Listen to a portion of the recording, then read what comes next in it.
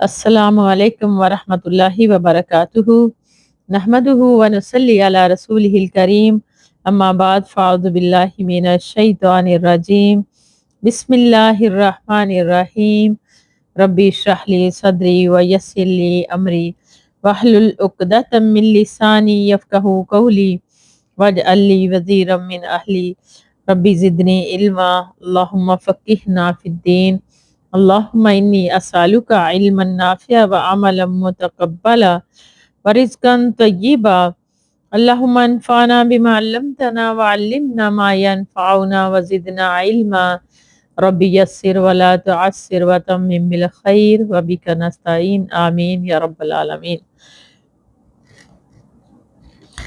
حضرت کعب فرماتے ہیں کہ اللہ کی قسم، جب سے اللہ سبحانہ تعالیٰ نے مجھے اسلام کی دعوت سے نوازا ہے، اس کے بعد اللہ نے مجھ پر جو انعامات فرمائے، اس میں سب سے بڑا انعام میرے نزدیک یہ ہے کہ میں نے رسول اللہ صلی اللہ علیہ وسلم کے سامنے سچ بولا اور جھوٹ بولنے سے گریز کیا۔ اگر میں بھی جھوٹ بول دیتا تو اسی طرح ہلاک ہو جاتا جس طرح جھوٹ بولنے والے ہلاک ہوئے۔ اسی لیے کہ اللہ تعالیٰ نے جب وحی نازل فرمائی تو جھوٹ بولنے والوں کو جس طرح برا بھلا کہا، اس طرح کسی کو بھی نہیں کہا۔ چنانچہ اللہ سبحانہ تعالیٰ نے اس کے متعلق آیت فرمائی کہ جب تم آیت کا ترجمہ یہ ہے کہ جب تم ان کی طرف لوٹ کر آؤ گے تو یہ تمہارے سامنے اللہ کی قسمیں کھائیں گے تاکہ ان سے اراض کر لو، چنانچہ واقعی ان سے اراض ہی کرو، بلا شبہ وہ ناپاک ہے اور ان کا ٹھکانہ جہنم ہے۔ یہ سزا ہے ان کاموں کی جو وہ کرتے رہتے تھے، اور وہ تمہارے سامنے قسمیں کھائیں گے تاکہ تم ان سے راضی ہو جاؤ، چنانچہ اگر تم ان سے راضی ہو بھی جاؤ تو بے شک اللہ نافرمانوں سے کبھی راضی نہیں ہوگا۔ حضرت کعب فرماتے ہیں کہ ہم تینوں پیچھے رہ گئے تھے ان لوگوں کے معاملے سے جن کی جھوٹی قسموں کو رسول اللہ صلی اللہ علیہ وآلہ وسلم نے لا علمی کی وجہ سے قبول فرما لیا تھا اور ان سے بیعت لی اور ان کے لیے مغفرت کی دعا بھی فرمائی، اور ہمارے معاملے میں رسول اللہ صلی اللہ علیہ وسلم نے مؤخر فرمایا ہمارا معاملہ، حتیٰ کہ اللہ سبحانہ تعالیٰ نے ان آیات میں اس کا فیصلہ فرمایا۔ اللہ سبحانہ تعالیٰ نے فرمایا، اس آیت کا یوں ترجمہ ہے کہ آیت میں جو پیچھے رکھے جانے کا ذکر ہے، اس سے مراد ہمارا غزوے میں پیچھے رہنا نہیں، بلکہ اس کا مطلب ہمیں پیچھے چھوڑ دینا اور ہمارے معاملے کو ان لوگوں کے معاملے سے مؤخر کر دینا ہے جنہوں نے ان کے سامنے حلف اٹھایا اور عذر پیش کیا، جیسے آپ نے ان کی طرف سے قبول فرما لیا۔ حدیث بخاری اور مسلم۔ اور ایک دوسری روایت میں ہے کہ نبی کریم صلی اللہ علیہ وسلم غزوہ تبوک کے لیے جمعرات کے دن نکلے اور آپ جمعرات کے دن سفر کرنا پسند فرماتے تھے۔ ایک اور روایت میں ہے کہ آپ صلی اللہ علیہ وسلم سفر سے دن کو چاشت کے وقت ہی واپس آتے، سفر سے یعنی دن کو چاشت کے وقت ہی واپس آتے، یعنی رات کو نہ آتے، اور اگر آ کر سب سے پہلے مسجد میں تشریف لاتے اور وہاں 2 رکعتیں پڑھتے اور پھر وہاں بیٹھ جاتے اور کچھ دیر کے بعد پھر گھر تشریف لے جاتے۔ اس سے فائدہ کیا ہوگا؟ اس حدیث میں عبرت و معزت کے بعد سے پہلو یہ ہیں کہ جن میں سے چند ایک حسب ذیل ہیں کہ مسلمان کو ہر حال میں سچ بولنا چاہیے۔ اس کی وجہ سے وقتی طور پر تکلیفوں اور آزمائشوں کا سامنا کرنا پڑتا ہے، بلکہ کیونکہ بالآخر اللہ کی رضا سچائی میں ہے، اور ایک دوسری حدیث کے روح سے سچائی مصائب، مشکلات اور جہنم سے نجات دلانے والی ہے۔ صحیح بخاری۔ منافقین والے رویے سے اجتناب کیا جائے کہ اس کا انجام برحال ہلاکت و بربادی ہے۔ سختی اور تنگی کے باوجود رضا و رغبت جہاد فی سبیل اللہ میں حصہ لیا جائے۔ دوسروں کی عبرت اور معزت کے لیے غلطی کا ارتکاب کرنے سے مخلص مسلمانوں کا معاشرتی بائیکاٹ جائز ہے، تاکہ معاشرے میں معصیت اور غلطی حوصلہ شکنی، اسی طرح کسی شخص سے اللہ تعالیٰ کی خاطر 3 دن سے زیادہ ناراض رہنے کا جواز بھی اسی حدیث سے معلوم ہوتا ہے۔ دین کے معاملے میں جو تکلیفیں آئیں، صبر استقلال سے انہیں برداشت کیا جائے، تمام مال کا صدقہ کرنا بھی پسند نہیں، اپنی ضروریات کے لیے بھی اپنے پاس مال رکھنا ضروری ہے۔ خوشی کے موقع پر مبارکباد دینا اور مبارکباد دینے والے کو ہدیہ انعام دینا جائز ہے، تاہم اس سے مسئلہ اخذ کرنا کہ شادی بیاہ اور دیگر پیدائش کی سالگرہ منانا اور کیک کاٹنا نیز اس موقع پر تحفے تحائف دینا جائز ہے، درست نہیں، بلکہ یہ غیر اسلامی رسومات ہے۔ توبہ کی توفیق بھی اللہ کا انعام ہے جس پر اس کا شکر واجب ہے۔ عہد کو پورا کیا جائے، جن معاملات میں اللہ کی رضا ہو وہاں رشتہ داروں سے بائیکاٹ کرنا مستحب ہے۔ کسی کا اچھا اقدام بسا اوقات دوسروں کے لیے مشعل راہ بن جاتا ہے، جیسا کہ حلال بن امیہ اور مرارہ بن ربی رضی اللہ تعالیٰ عنہ کا ادام کعب رضی اللہ تعالیٰ عنہ کے ثابت قدمی کا باعث بنا۔ نیکی کا موقع میسر آتے ہی اسے کر گزرنا چاہیے، تاخیر کی صورت میں شیطان کے ورگلانے کا اندیشہ ہوتا ہے۔ اس حدیث سے کئی عظیم آدمی کے استقبال کا جواز بھی ملتا ہے، اور کسی کی طرف اٹھ کر جانا تاکہ اس کا استقبال کیا جائے اس کا جواز بھی ثابت ہوتا ہے، البتہ کسی کے احترام میں اپنی جگہ پر کھڑا ہونا ناجائز ہے۔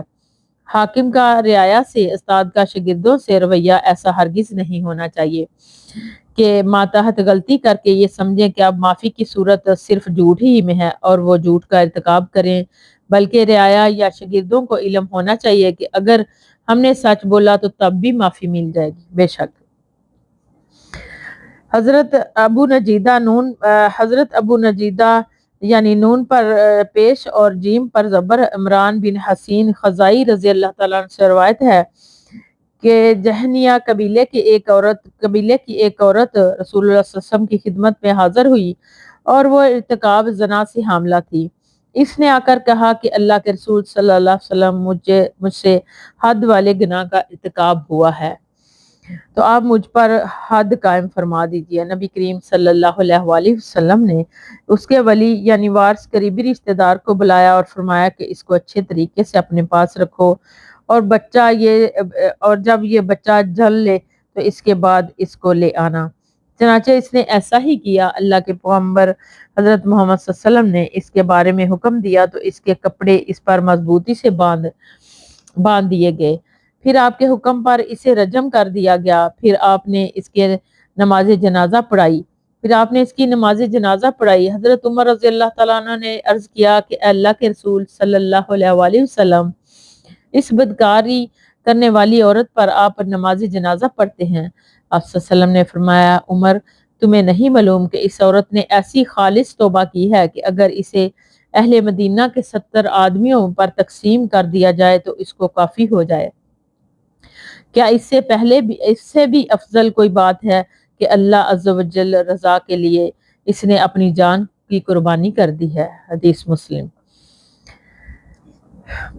فائدہ اس میں کیا ہوا؟ اس میں ایک تو حد رجم کا اثبات ہے، دوسرے خالص توبہ کی فضیلت ہے، تیسرے صحابہ صحابیات رضی اللہ تعالیٰ عنہم کے جذبہ خوف الہی و محاسبہ آخرت کا بیان اور ان کا اخروی سزا کے مقابلے میں دنیا کی سزا کو ترجیح دینا ہے۔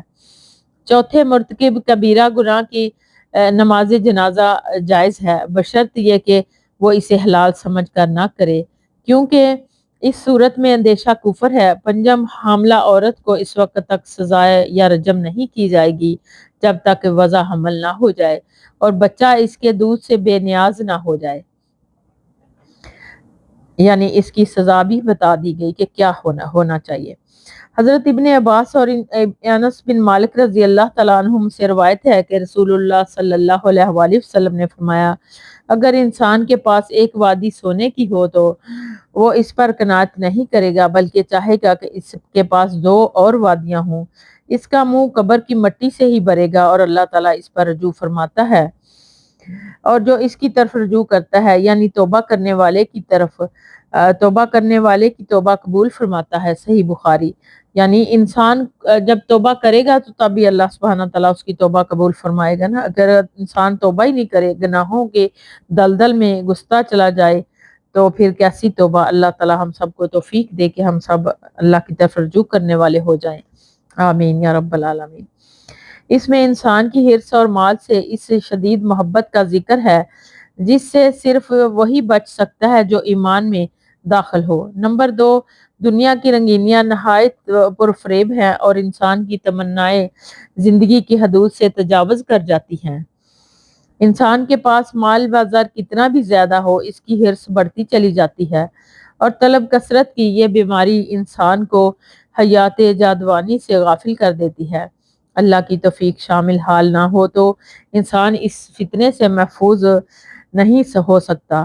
جب دنیا کی ہوس شدید ہو جائے تو انسان غیر دانستہ طور پر اللہ تعالیٰ کی نافرمانی کر بیٹھتا ہے۔ اسی لیے اللہ کی طرف رجوع اور توبہ کی ہر وقت ضرورت رہتی ہے۔ نمبر 3، دنیا کے تمام فسادات کی بنیاد پیٹ اور شرمگاہ ہے۔ انسان کا پیٹ دنیا میں بھرنا مشکل ہے۔ رسول اکرم صلی اللہ علیہ وسلم کا فرمان ہے، آدمی کے پیٹ سے برا کوئی برتن نہیں ہے۔ آدمی کو تو چند لقمے کافی ہیں جن سے اس کی کمر سیدھی رہے۔ اگر لا محالہ زیادہ کھانا ہی چاہے تو 1/3 کھانے کے لیے، 1/3 پینے کے لیے اور 1/3 سانس کے لیے رکھ لے۔ جامعہ ترمذی۔ حضرت ابو ہریرہ رضی اللہ تعالیٰ عنہ سے روایت ہے کہ رسول اللہ صلی اللہ علیہ وسلم نے فرمایا، اللہ سبحانہ تعالیٰ 2 آدمیوں کو دیکھ کر ہنستا ہے جن میں سے ایک دوسرے کو قتل کرتا ہے، وہ دونوں جنت میں داخل ہوتے ہیں۔ تو یہ قتل ہونے والا اللہ کے راستے میں لڑتا قتل شہید کیا جاتا ہے، پھر اللہ سبحانہ تعالیٰ اس کافر قاتل کو بھی توبہ کی توفیق دے دیتا ہے اور وہ مسلمان ہو کر اللہ کی راہ میں شہید ہو جاتا ہے۔ صحیح بخاری و مسلم۔ یعنی توبہ سے بڑے بڑا گناہ اور قبول اسلام سے سابقہ تمام گناہ معاف ہو جاتے ہیں۔ نمبر 2، ہنسنا بھی اللہ کی صفت ہے جس پر ایمان رکھنا ضروری ہے، گویا اس کی کیفیت سے ہم ناآگاہی ہو سکتے ہیں۔ بے شک تو اس لیے ہمیں جب بھی ہم سے کوئی ایسی کمی کوتاہی کوئی غلطی ہو جائے تو ہمیں اس پر اکڑنا نہیں چاہیے، اس پر ہمیں آر محسوس نہیں کرنی چاہیے، فوراً اللہ کی طرف رجوع کرنی چاہیے اور اللہ سے توبہ استغفار کرنا چاہیے، اور آئندہ کے لیے ہمیں دل میں ارادہ کرنا چاہیے کہ جو گناہ ہم نے کیا ہے آئندہ انشاءاللہ وہ نہیں کریں گے، اور اللہ سے زیادہ رو رو کر دعائیں کرنے کی اللہ تعالی ہمیں توفیق دے اور ایسے بڑے گناہوں سے بچنے کی توفیق عطا فرمائے۔ آمین۔ وآخر دعوانا ان الحمد للہ رب العالمین۔ سبحانک اللہم و بحمدک نشہد ان لا الہ الا انت نستغفرک و نتوب الیک۔ السلام علیکم ورحمۃ اللہ وبرکاتہ۔